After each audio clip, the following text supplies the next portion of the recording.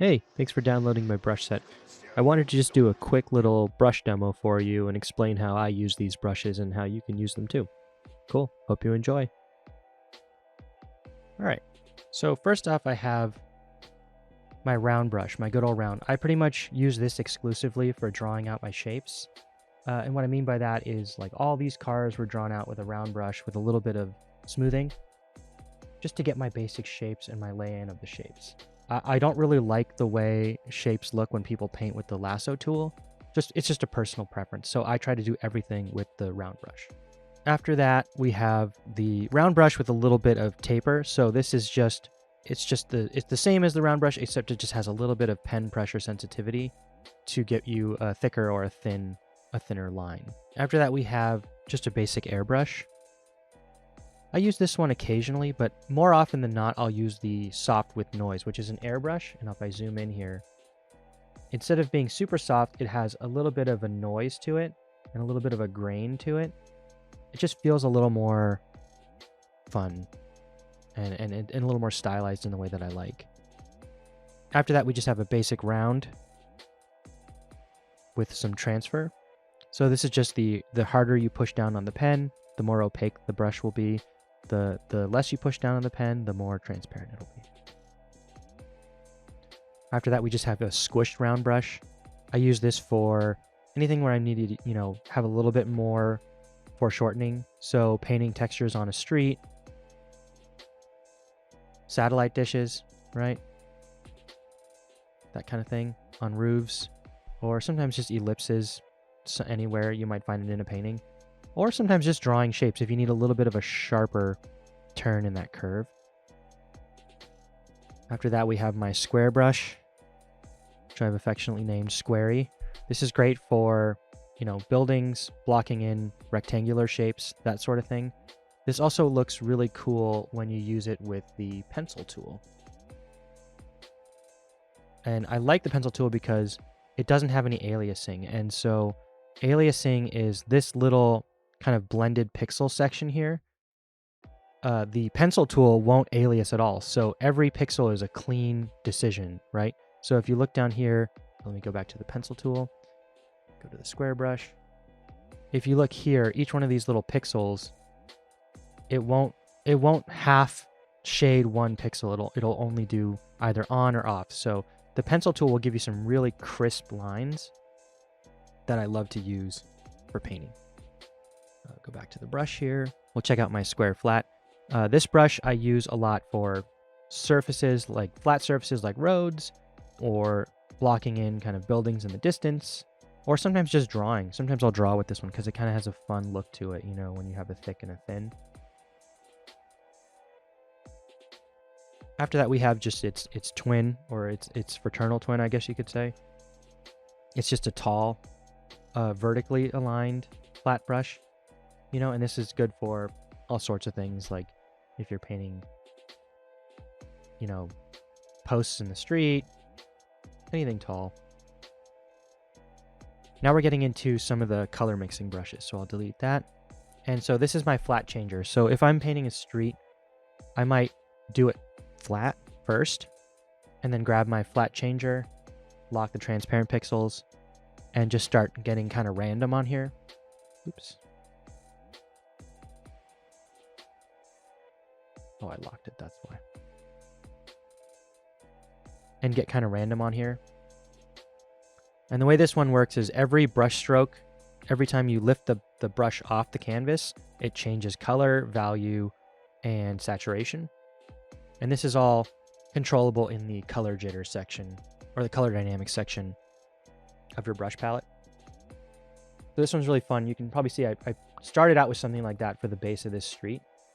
After that, we have flat changer values. This is the same hue and saturation, and the only thing that changes between brush strokes is a slight value change. We go to the color dynamics, yeah. Just the value is changing slightly. It's very subtle, but you can see it happening a little bit right there. After that, we get into some of the foliage brushes. This one I use for bushes, trees, that sort of thing. So if I wanted to add another piece of foliage here or another bush, Do that. And the cool thing about this one is every stroke has a different value, hue, and saturation, but it's very subtle. So now you see the shape here, that could easily be another bush in front of these bushes. And then if you want to even go in there and add a lighter value to imply some light, you can do that. And you can get in there, make your bushes. Then we have this other foliage brush, my Foliage brush 2, with no Foliage brush 1 in front of it. That's kind of funny. This one, it kind of works in the same way. It just has like a cool graphic organic edge that I use for a lot of foliage on occasion. Probably used it a little bit over here. And if I didn't use this one, it's this brush that I use, which is the Closer Flowers brush, which is just another foliage brush, but you can see I used it there in that section. I use it over here a lot and over here a ton, right? And after this one, we have the Closer Flowers 2. This one is essentially the same brush as the Closer Flowers. It's just flipped vertically and has a little bit of color dynamics and hue saturation variation. So the closer you get to camera, the more variation in hue and all that stuff you might get in foliage. And if I did this in a more realistic color, you'll see what I mean. So let's do a little bit of that. Right, so you're getting all those fun, cool to warm shifts that you see with foliage. You can get that going there. And when you zoom out, it feels pretty organic. After that, we have some of the screen tone brushes. So with these ones, I'll pick a color that's easily visible. This is the, the bread and butter of my screen tone brushes. I use this one the most. This one is just a round brush tip that's revealing this, dot pattern. And the harder I push, the bigger the dots get, all the way to fully opaque. So you can see I use this one a ton in Spider-Verse. We all kind of use something like this in Spider-Verse. I've used it here, except in this case, I've made it kind of lower opacity. A neat little trick that I like to do sometimes, if I'm trying to keep things graphic, but I still want some of the benefits of like softer transitions like an airbrush, is I might do something like actually use an airbrush, right? And then put a mask on it and invert that mask so that only what I draw with my white dot rounds brush into that mask will show up. So then I still get the benefit of an airbrush, but it still has a more graphic feel to it. Right. Let's see, after that we have the same brush essentially. Instead of having a hard edge brush tip, it has an airbrush brush tip. I don't really use this one that often, but sometimes it comes in handy. After that we have a diagonal rectangle. So this is revealing a kind of crosshatch pattern. We use this one a ton for shading in Spider-Verse, and I don't use it a ton in this painting, but it can come in handy. So you could also use it for transitions. So say if I wanted a little bit of a softer transition between these two colors, I could do something like that, where it's like from far away, those colors are starting to mix. So after the diagonal rectangle, we have rectangle brush 75. So what this number is indicating, 75, is if you go to the brush settings, the texture that we're revealing is just a lot bigger. If I go back to that other diagonal rectangle, and you go back to the brush settings, and you see the texture, it's a 24% scale. But if I go to this other one, it's a 75% scale. So you're going to see, let me do another color that's easier to see. If I go back to the other one, there you can see the scale of that diagonal hatching pattern. And then if I go to this other one that has a 75% scale, you can see the pattern is just a lot larger. And you can play around this by just scaling, doing different scales on that. And this also works for the dot brushes as well.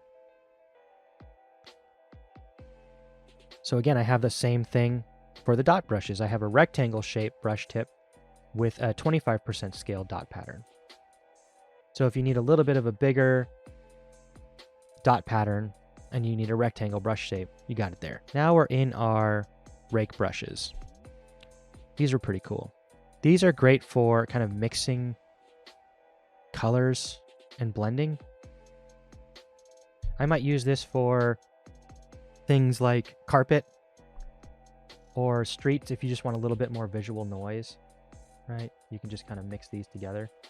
So I got this regular rake brush, which I'll show you. The brush shape is essentially, I think, 7 or 8 dots spaced. Then we have a rake directional brush, which is the same brush tip, except it just follows the direction of your brush stroke. So this one's kind of cool. You can do some fun stuff with it if you need curves. And if you don't really like this breakup, you can adjust that and play around with that a little bit. If you go to the brush settings, the brush tip shape, and you just reduce the spacing, you can get rid of that, that spacing there. After that, we have a rake, the same rake shape, but it only follows the initial direction. So if I go off at a 45-degree angle, the brush will always be oriented at that 45-degree angle. If I go down at a 0-degree angle, it'll follow that. But it's only the initial direction that you start that stroke in. After that, we have a wide rake brush. It's essentially just a wider spacing between the dots and a few less. After that, we have a square rake brush. And it's essentially the same thing as the wide rake, except instead of having circles as the brush tip shape, it's got squares. And, I'll mix these up sometimes because if you need something a little more rigid or jagged, this helps. So now we're getting into some of my more specialized brushes. This first one is my first brick brush.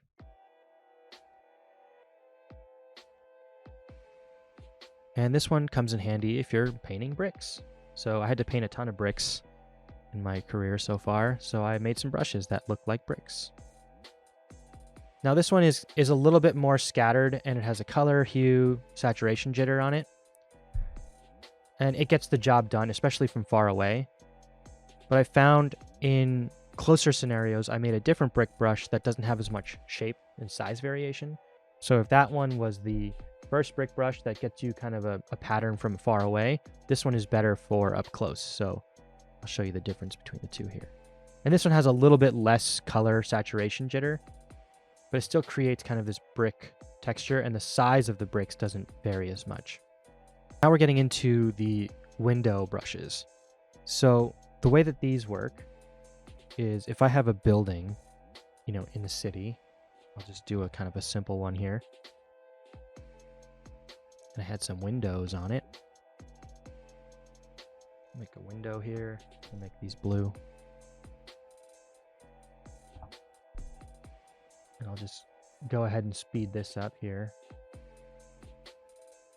When I'm making windows, I'll just make a shape, like a window shape, and then I'll start duplicating those layers.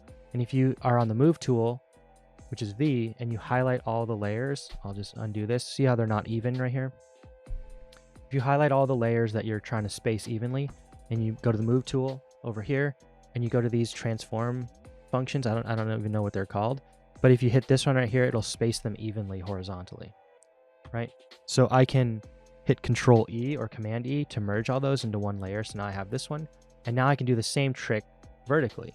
So I'll just space these. I don't even really have to pay attention to how even it is really, because I can just do that same trick vertically. So I'll highlight all of those layers and I'll space them evenly vertically, and then I'll merge that. So now I have all these windows here. So if I'm painting windows and it's at night, I'll probably use one of my window brushes to help me set a random light pattern. So let's change the color of our brush here to maybe a warm. Right, so you can see the way that this works is if it kind of creates these weird and awesome organic yet graphic shapes. So if you were painting windows from afar, you might use this as a pattern. You got to be careful though, because you want to try and keep the windows kind of contained. But yeah, that's what I use that one for. Let's see, I'll do the next one, which is my hard square 16 pixels. This one is essentially the same brush, except it's just a little bit more concentrated. it doesn't spread out as far, so you can be a little more careful with your strokes, and you can still get these kind of cool patterns that you can come back and clean up later. This one is essentially the same as the first one. It just has an opacity pen pressure setting to it. So the harder I push, the more opaque it is. The less I push, the less opaque it is. This is good for, you know, buildings in the distance or reflections and stuff like that. So now we're in the brick, some more brick line tools. So the tops of buildings, sides of buildings, they'll have bricks. So this is just a simple brick brush. Should go to more of a brick color where you can draw brick lines of bricks. So if this is a brick wall, not necessarily going to work, but you could do something like this if you really wanted the bricks to be, you know, perfect. Oops, I'll rotate this here. And you just use your pattern there. Do that same old trick that we just did with the windows. And now you have a brick pattern, right? We can do it this way too, if that's what the pattern is. But yeah, this is good for sides of buildings, the corners of buildings. They'll lay bricks out like this. And this one actually follows the direction of your brush stroke. So if you're going down the side of a building, you can do that, or if you're going this way. And then we have a couple just like more special case brushes. This one was made, this Kirby Crackle was made to look like the Kirby Crackle. So, you know, that's what I use it for. And you can mess with the settings on this one. If you go here, you increase the spacing, you can get a little more spacing between those crackle dots. I don't use this one too often, but bet you can guess what I do use it for.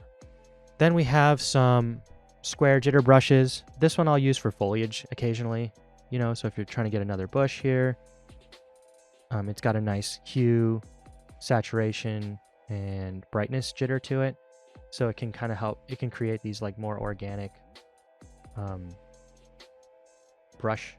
bush type shapes. And then from there, we just have another kind of fun square randomizing brush. I made this brush initially. I had to do a down shot color key of some buildings, and it was a perfect down shot. So I just needed some building, you know, squares essentially to be randomized. You know, you can use it for a bunch of things though. The sky is the limit. And then the last thing I have is, it's kind of like a Kirby Crackle, but it's just a little more spaced. And when you're looking at roads, sometimes they'll have these like fun areas where there's more texture than other areas. So if you want to just add a little bit of texture to a road, that's what I made this brush for. You know, so you can get some of these more higher contrast sections when they have the road jitter there. But yeah,